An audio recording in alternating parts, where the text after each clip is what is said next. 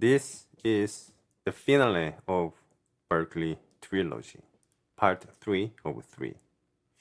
If you have been with me from Wednesday and Friday, the number 1 was the diagnosis, number 2 was the answer inside one song.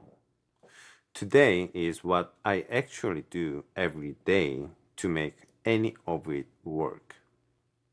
If you miss number 1 or number 2, cards top right corner right now, watch them after this if you want, but you can roll with this video on its own.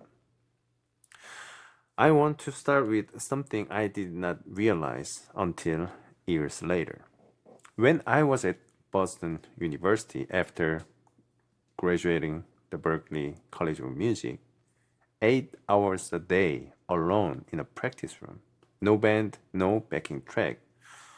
All I wanted was to connect my own solo to the original melody of the song. That was the only thing I was after. I did not have a name for what I was doing. I just knew that is what I was after. I just did it that way because I had no other option.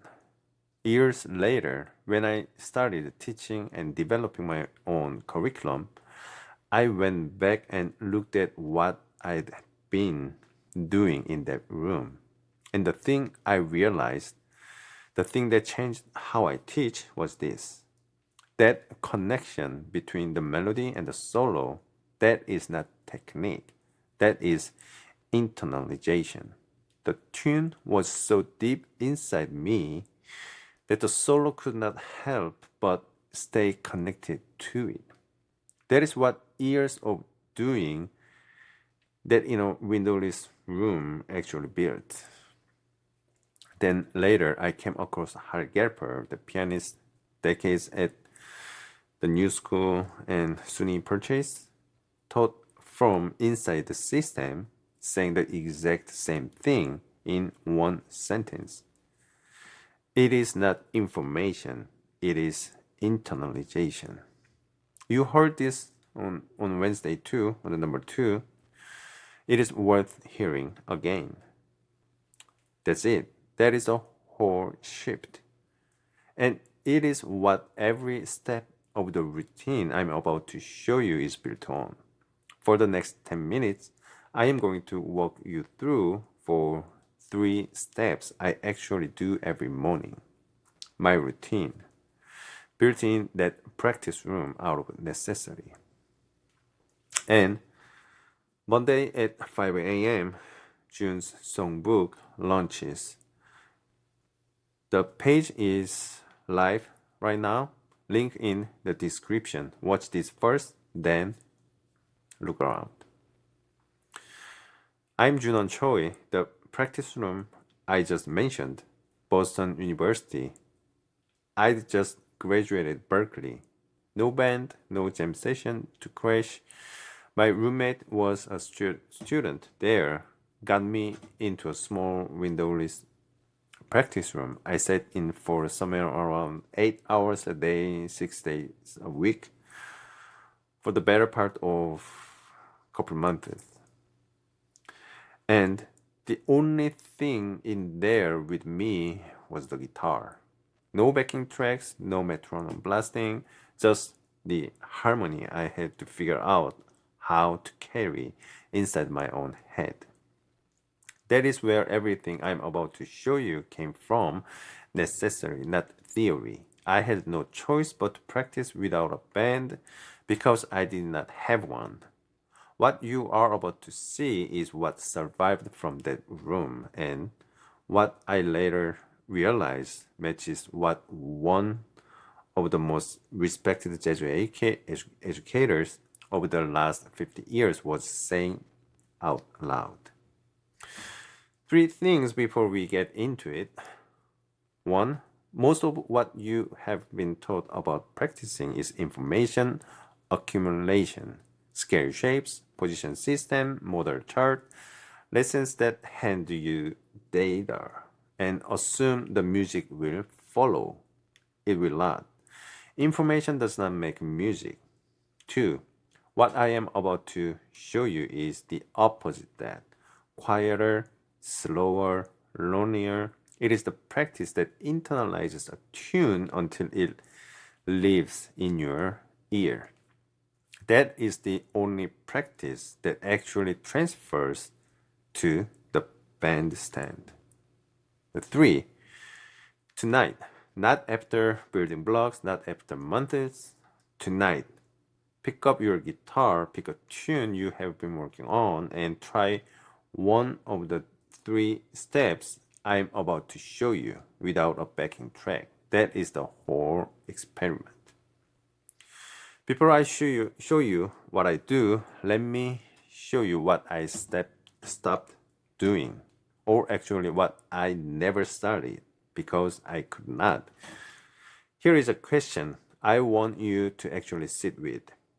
When you practice with a backing track, what is your ear doing?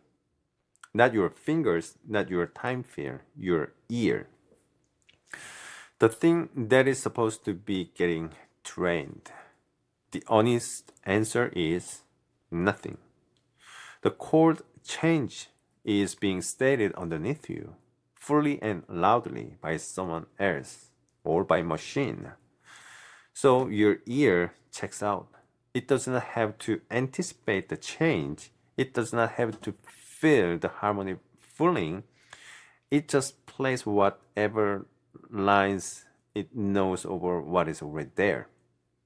You finish the loop. It sounds okay. You think you practiced. You didn't. You played notes against pre-stated harmony. That is information processing, not internalization. Now, here is the part most jazz guitarists never realize.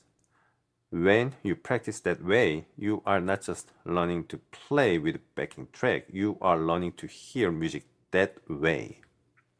So when you finally stand up at a real jam session or rehearsal or on a gig on the bandstand with bassist, drummer, pianist, your ear processes them the same way it processed the track, as background, as support, something to solo over. You are not in a conversation with them, you are playing through them, which means they feel it. And when they feel it, they stop responding. The bass walks the same line because you are stepping on it anyway. The drummer does not praise because you are not leaving space. The pianist comes mechanically because you are not answering anything they play. You are treating them like a backing track. So they are treating you like one too. That is the conversation that died. And you have been training for it every time you sit down to practice. Okay, here is the alternative. These are the three steps I do every morning. 20 minutes if I'm tight, an hour if I have it. No backing track at any point. I built this in Boston, alone in that room. 10 years later, when I sat down to write my own curriculum, I realized every step had a name in Hal Galper's vocabulary. Every step I am about to show you was being taught by Hal Galper at the highest level, decades inside jazz education. I will point those connections out as we go because if you have never heard of me, you have heard of him. And what he was teaching is exactly this. Before any of the practice happens, the tune has to live inside me, inside you. I always learn the chord melody first, always, not the changes, not the scales, the chord melody. That is how I know I actually own the tune.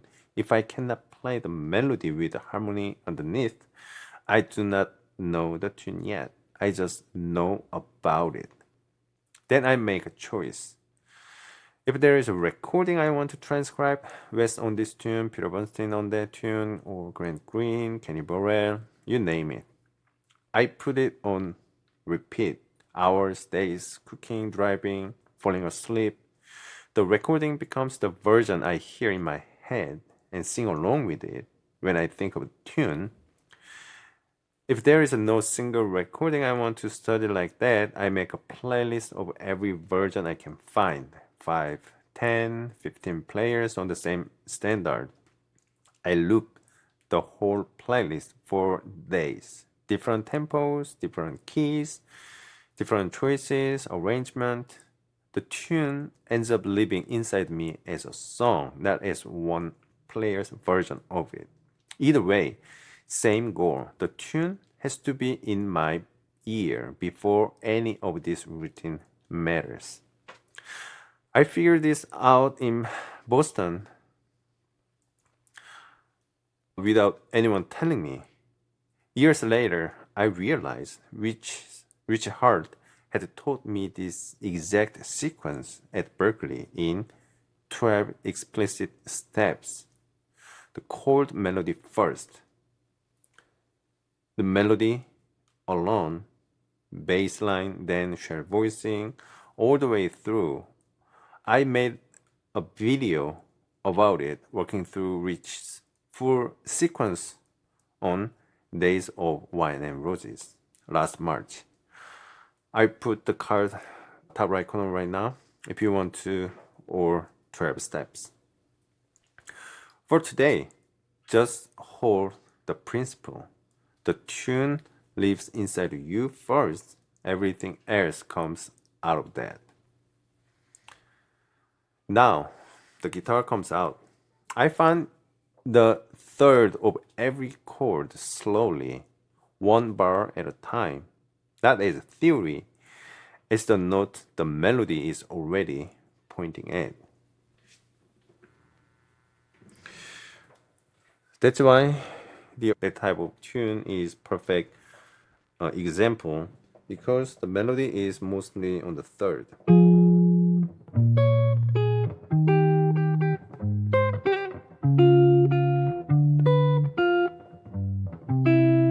Right? That line already sounds like the tune, yes. It is built around the melody, stripped to its skeleton, the essence. That is not a coincidence. Jerome Kern wrote the melody to land on those exact notes. If you watch the number 2 of the trilogy, that was the whole point about it. And from there, I start playing melodic improvisation around those third. Small phrases, targeting the third on every chord changes as the landing notes. Slow, with a variation of the rhythm.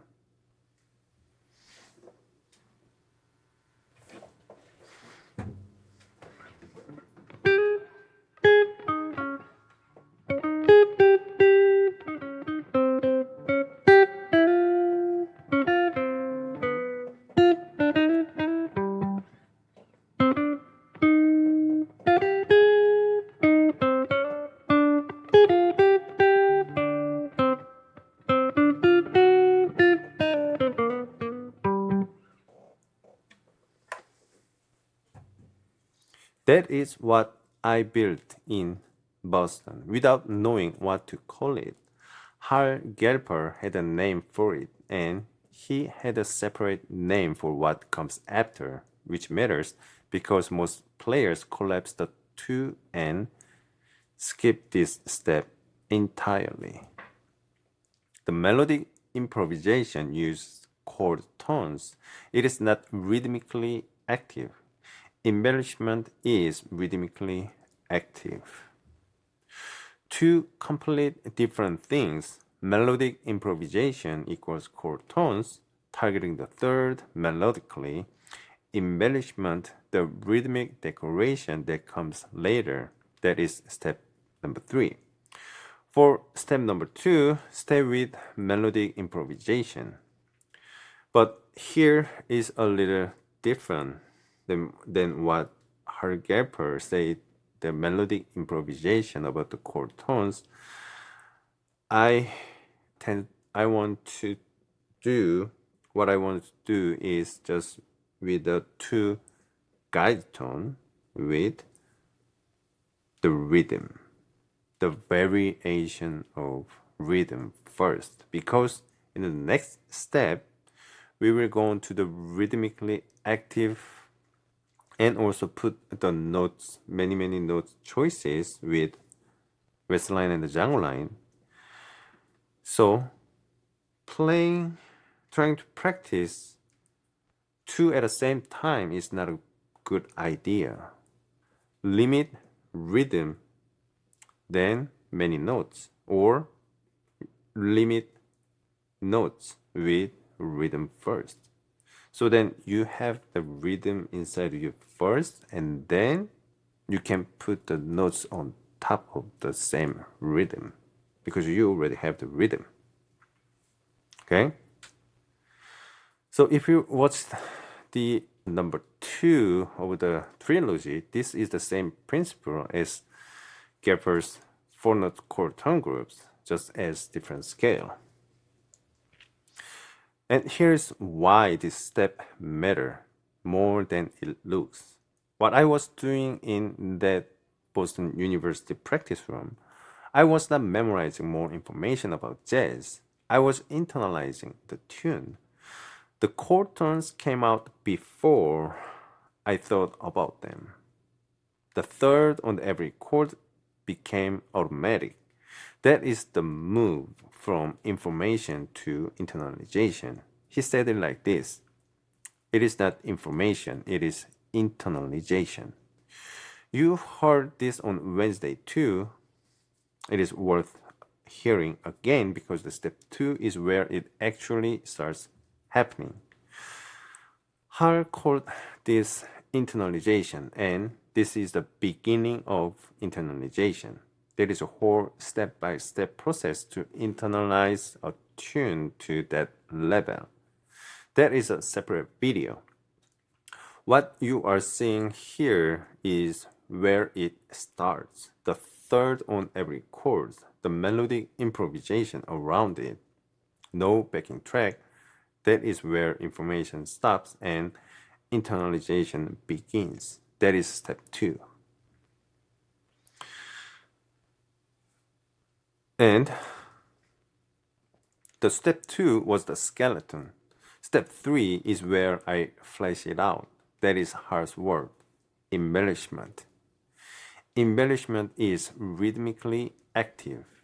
This is where the solo actually starts moving. And here is the part everyone gets backwards. Most players think this step is about adding notes. It is not. It is about adding rhythm. The notes do not matter yet. The rhythm does. If you cannot sing an active rhythm without your guitar, without thinking, you cannot play one. And if you have not been listening to a lot of jazz, your ear does not have an active rhythm vocabulary to draw from in the first place. So before you even pick up the guitar for this step, you need to rhythm singing practice. You need ears for all recordings. That is the prerequisite. I made a whole video on this, how to build jazz guitar rhythmic vocabulary. I put the card on top right corner. Once that rhythmic vocabulary is in your ear, then the line comes in. Active rhythm first, then Voicelid, Django line laid on top of the rhythm. And inside the line, the guide tones still resolving. 3 through the 7 to the 3 and then 7 to 3. The skeleton from step 2 alive underneath the flesh.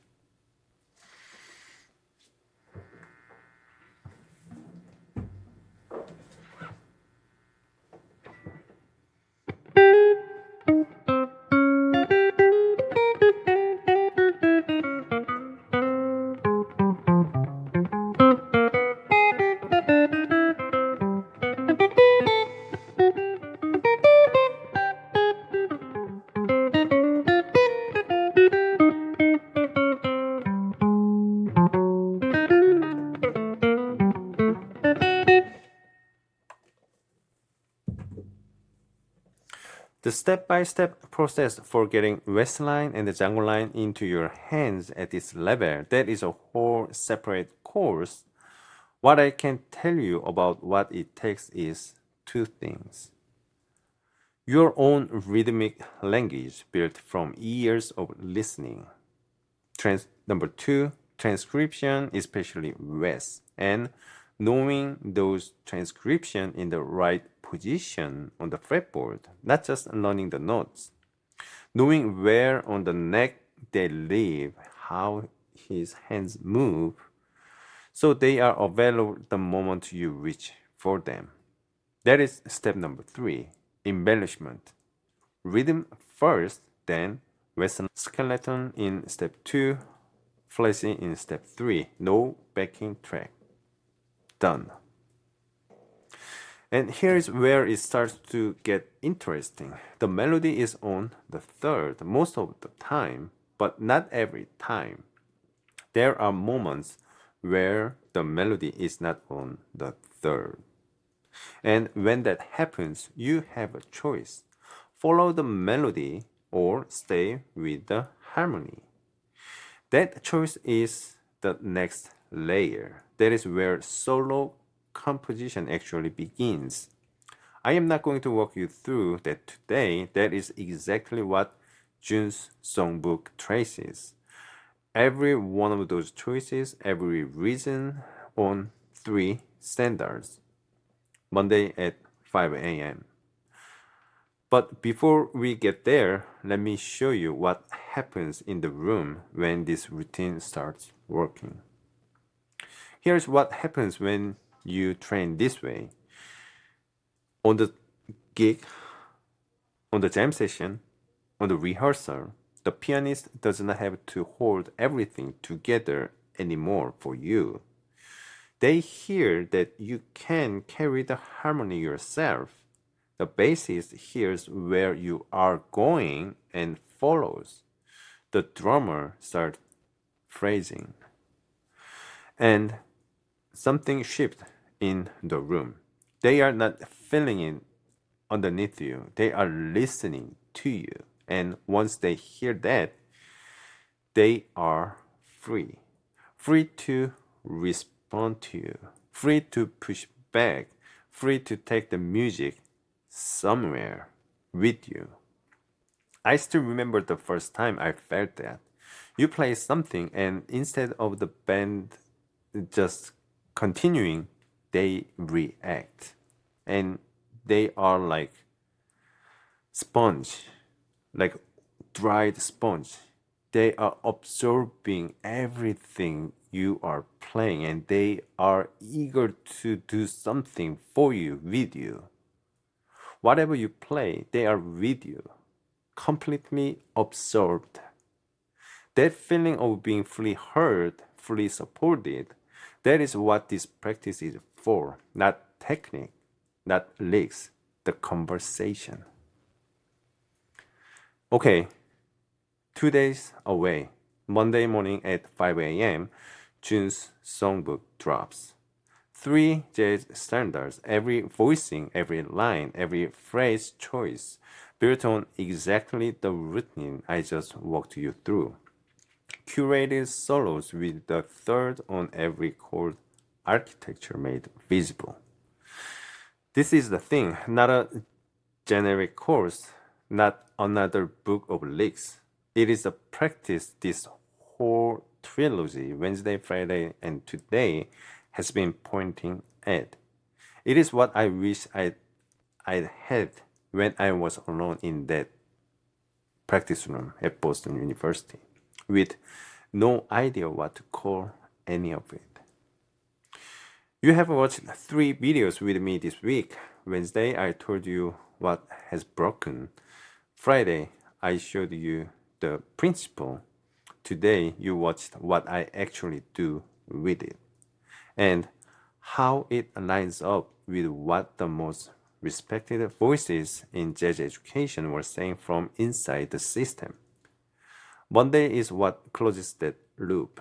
3 standards, every choice traced. The landing page is live now, link in the description. Just go look around. If this trilogy has landed, June's songbook is what comes next. Do not make me convince you, the work is right there. If the previous two videos didn't land yet, go back, watch them. Cards are top right corner right now. They are the foundation under what you just heard. That is the trilogy. Tonight, pick a tune, sing the melody, find the third of every chord, play melodic improvisation around it, no backing track. That is the homework. Comment below, how long have you been practicing without backing track? I read everyone. So, until next time, keep swinging.